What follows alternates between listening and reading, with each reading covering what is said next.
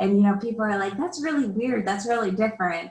And then I went to Disrupt HR and I felt like, these are my people, right?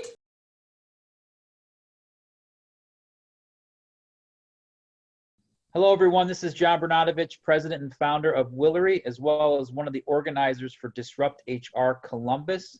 We're continuing our video chat discussions, and today I am so delighted to be joined by Gabby VanAlstine. She is the Director of People Operations at Amplify.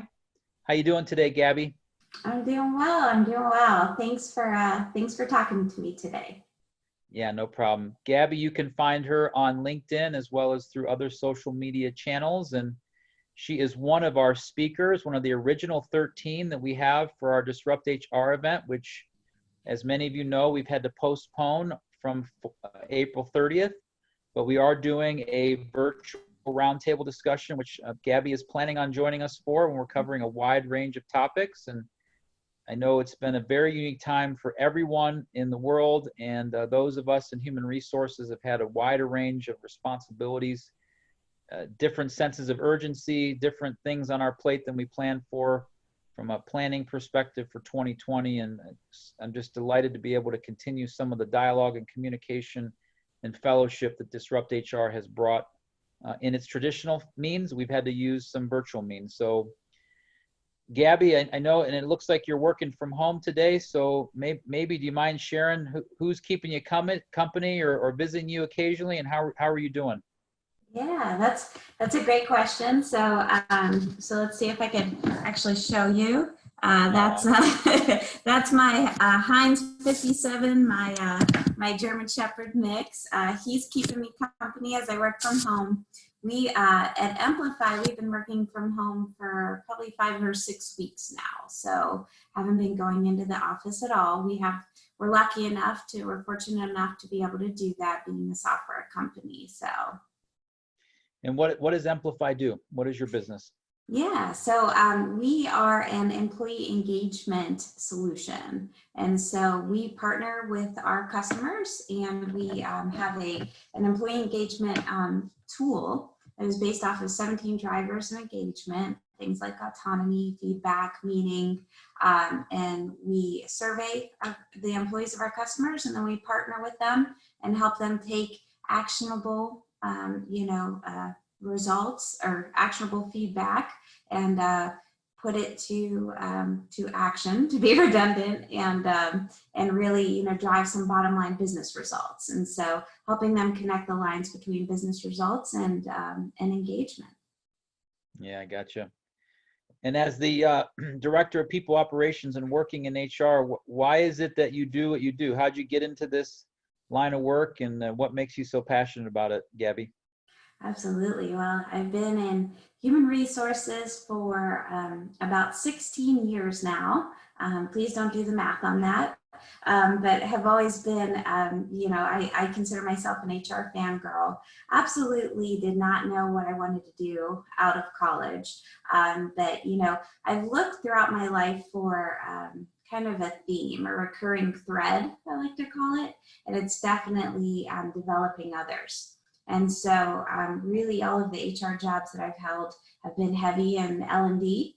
And then I even took a turn at teaching for 2 years at college, teaching human resources. So just really love developing HR. And I think I love it just because it's so, one, no 2 days are ever the same in human resources. 2, at the heart of it, you really get to see people grow. You get to help them find, the right fits in the organization. And you have, if you're lucky enough, you get to help them achieve things they never thought were possible just by being a support for them, by hiring them, by, providing the programs that help them grow into the amazing professional they are, or sometimes even, by unfortunately helping them realize it's not a right fit and helping them find, something that works better for them. So I just think it's really a meaningful profession. For me, it's truly been a calling. I consider it a vocation. Good for you. Yeah, thank you for your commitment to it. And I've enjoyed getting to know you through the process of kind of vetting out as a speaker. And I know that we're excited to have you come to Columbus when the time is right. So thank you for being a part of that. I'm so excited, despite the fact I see that Cleveland Browns blanket. I mean, you heard the name of my dog, right? Yeah, exactly. Well, I'm sorry. I bleed orange and brown ever since I was a kid, and it's I don't feel bad about being a Browns fan. You should feel bad for me. As a Steelers fan, I will give you my pity, or wait, my sympathy, or my empathy. Yeah. More than I'll get from most Steelers fans. So thank you so much for that. You're welcome. Yeah. So other than being displaced out and working remotely, any other personal impacts as a result of COVID-19 and everything that's going on in the world? Yeah, certainly. Well, just everything has been impacted. I don't really know, if anyone was prepared for this. I worked in higher ed for several years before I actually taught. I was HR director in higher ed, and we had an emergency preparedness committee, and we were prepared for tsunamis and for earthquakes and for tornadoes, right? I'm out in the Midwest, I'm in Indiana. We were prepared for, water main breaks and just almost everything you can think of, but I don't ever remember discussing a pandemic. So the way in which everything works in regards to HR, everything works in regards to business has really been turned upside down. I do think, I'm hopeful that we'll all grow through this experience. I know I have. When I first started, my most recent role here at Amplify, one of my goals was to help, transition us so that we're a remote first culture. Well, what a way to jump in head first. I can proudly say that I really believe that after this, we'll be a remote first culture. And I think that, I think more than ever, remote hiring will open up, and really the talent market will be forever changed because of this, because all of us are developing this muscle that we didn't know that we had to be able to work from home, or I should say a lot of us. So definitely has been an impact in that regard. Personally, I'm a people person. I work in HR and I am alone. So I would have to say that, I've developed some healthy habits to help me through this. So really been leaning into exercising from home. I do Pure Barre. Cool. And yeah, I do it probably every day. And the studio that I used to go to, it's just down the road here, right before the stay-at-home order in Indiana was granted, we were able to go and buy equipment to be able to, do our routines, and then they live stream it on Facebook. So it still feels like a community. So I'm trying to develop some healthy habits, and thankfully the weather is turning, hopefully, so can get outside a little bit more, so feel a little less cooped up. And then for me and for most of Amplify, we do mostly Zoom calls. So that face-to-face interaction is pretty important to us. So we've kept that going throughout. There may be one or two phone calls here and there, but for me, that's been a lifesaver. So just being able to see people, and, it's just more rich communication, right? Because you can read faces, you can read body language a little bit more. So that's been pretty vital. Great. Yeah, that's awesome. Yeah. So you kind of you had the strategy to go remote, and then we're kind of really trial by you got to do this now, Yeah. or there's no way to do the work, which I know we've been 100% virtual since I founded the firm at Willory in October 2010. Okay. And I've talked to a wide range of people that were with me, which was more the minority, and then some that did it partially, and then others were like, no way would we ever do that. How do you get employees to work, and how do you know what they're doing, and how can you talk to each other? So now, like you said, we're all forced to do something in a different way than you had anticipated. So in that regard, I see that as something out of this that, like you said, I'd like to say you're training a new muscle on how to do it. The unfortunate part that I've seen is obviously we're doing it under kind of a forced reason. That's right. One that's very scary and a concern for our health. At the same time, so too is a lot of other people in other people's homes, whether they be a spouse or a loved one or kids that are having to go to school. So this working from home thing it's not always like this. Mhm. because of the conditions that we're under. So Yeah. is there anything else, Gabby, as far as like on the other side of this? I mean, are you going to keep that equipment you bought and do more of your classes at home, do you think? Or like what else do you see changing for the good as a result of going through this experience? Yeah, so that's a great question. I've been thinking about this for both, for me as a professional, for our company, and then also just for, really the HR, world. I do think for our company, we will. I don't imagine we'll ever be the same. I think a lot of us will return to the office, but I think more of us will work from home occasionally. We were very autonomous and very flexible. It was kind of a thing, work from home Wednesdays. You could any day though that you wanted, you were like, we do self-managed PTO, everything like that.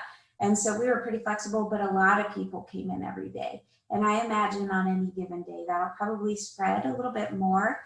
But I really do view that as a good thing, because that was our goal, was to get there so that one, people have more flexibility and control over their personal life, right? Two, it's easier to find a balance when you feel empowered to take that work from home time or days. And then three, if we found a superstar in Oregon or Pittsburgh, or wherever it may be. I realize I said a state and a city, by the way, but it's Friday, so forgive me. Then we can hire that person. And so, I think that will be a huge positive. We have an amazing employee that, works remotely, a few of them here and there, but one that's solely remote and very far from us. And so, we've been talking to him throughout, and he's like, finally, you guys can, you can see kind of what we need and how to make this work and things like that. So we had invested before this in the technology in the office to do live streaming for all of our big events and everything. So it was really kind of just right in time. And so so I think that'll be great. That'll be something. And then also I just think we have an amazing team of really resilient individuals. Right before going into this, we rolled out our core values.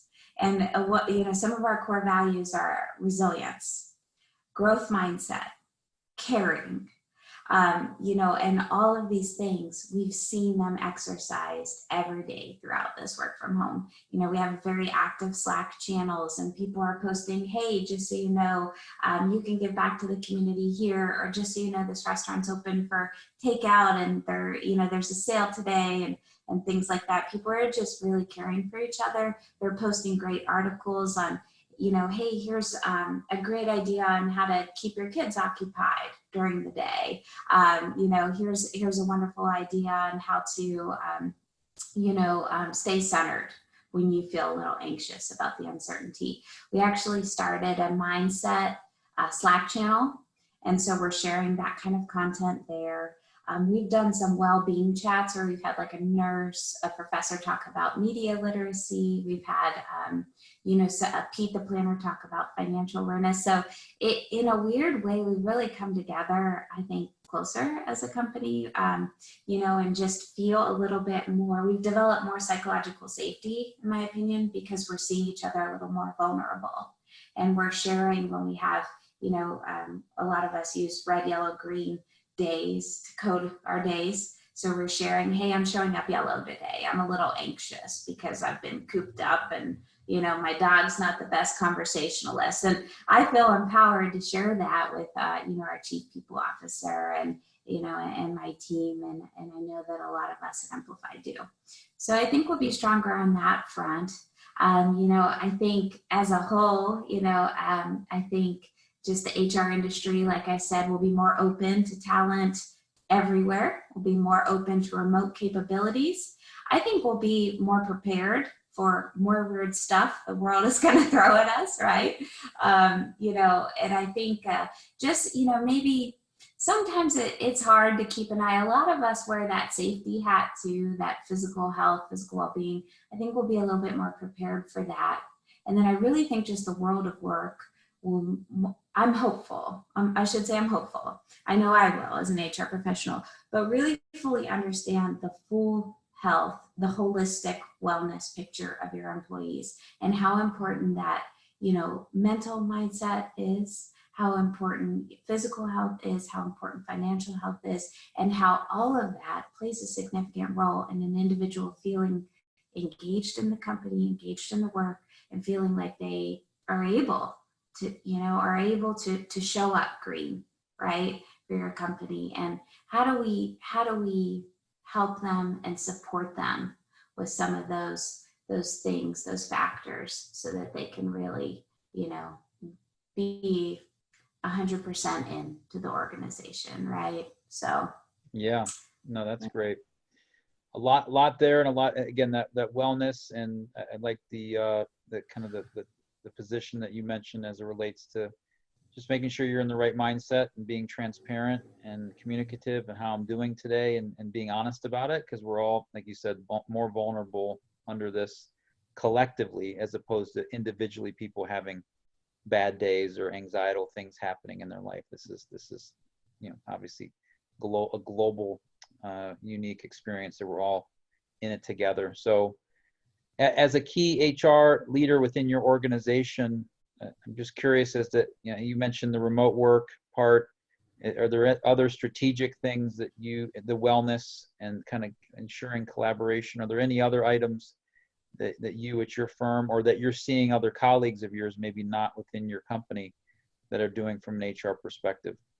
yeah, absolutely. So definitely starting now with some of the increased dialogue around the stay-at-home order being lifted in Indiana, or that changing, starting to consider a transition plan back into work, you know, and how we can safely get back to the office, you know, if we'll need to do physical distancing, if, you know, we open it up based on preference, because there may be some people that are having a harder time than others. So I know a lot of my colleagues are working on that.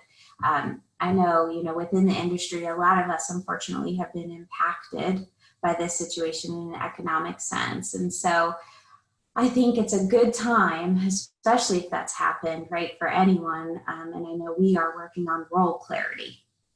And so, you know, helping individuals really understand how they contribute, right, to our organizational objectives that we've had to change, right? We've had to change our targets, we've had to change our goals, we've had to change our priorities, because, you know, the needs of the market that we serve have changed so significantly. And so working on role clarity project as an entire organization.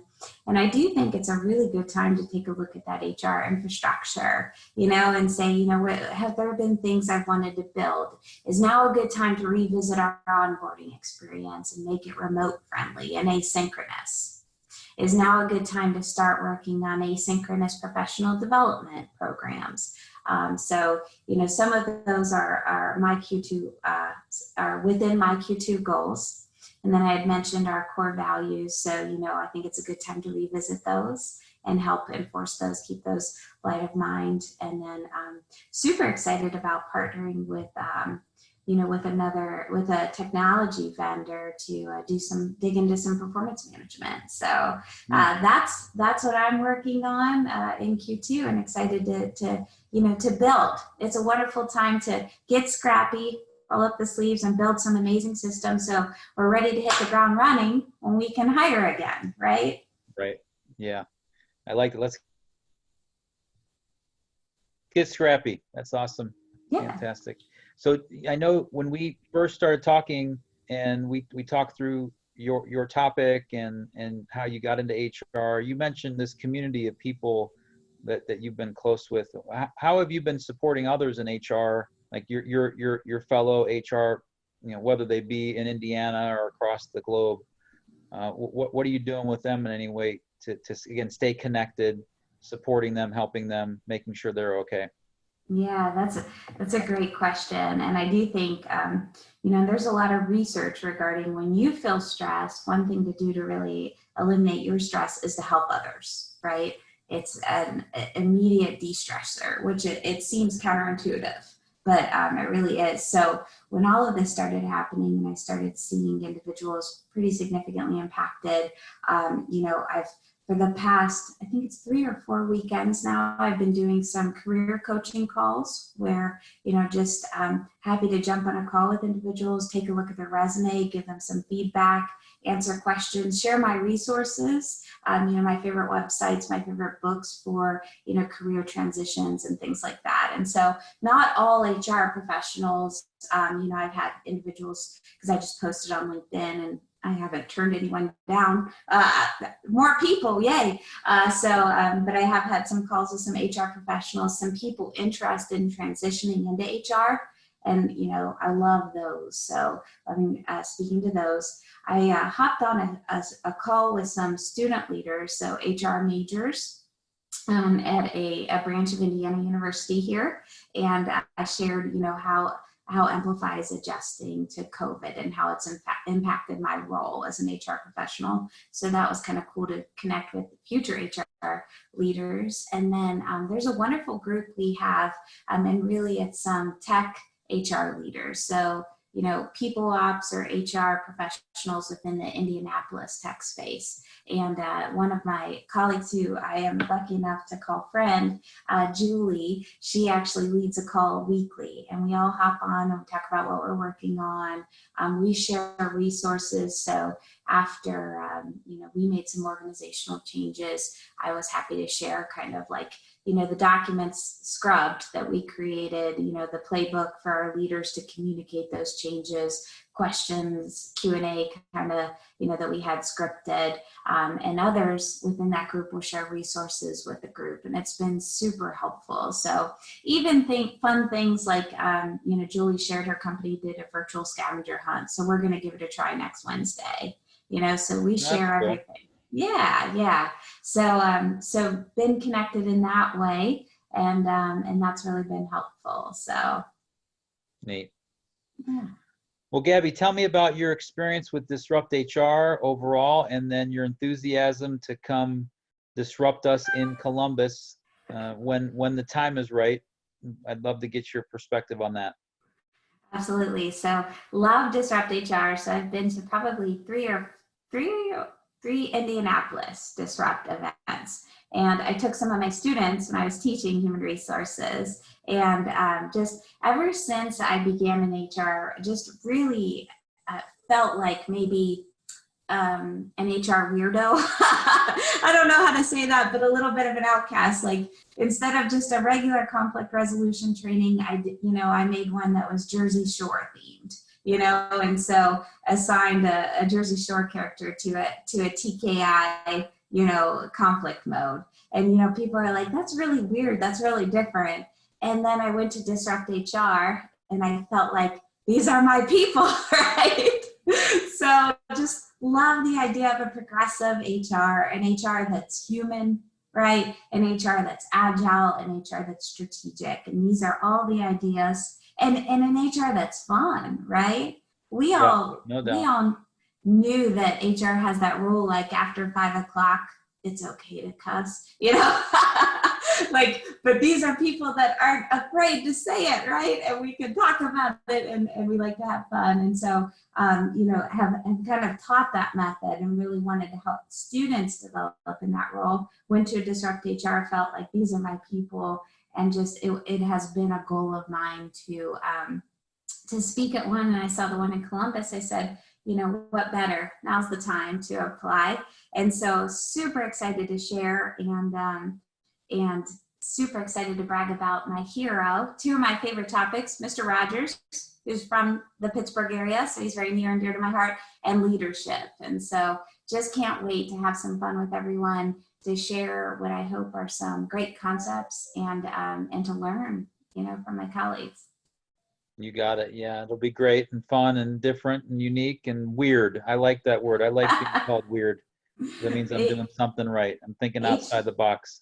That's right. HR unicorns of the world unite. That's our. Yes. All of us weirdos will be fine just by ourselves, hanging out with our own thing. It's okay if you don't get us. It's okay if you don't get us.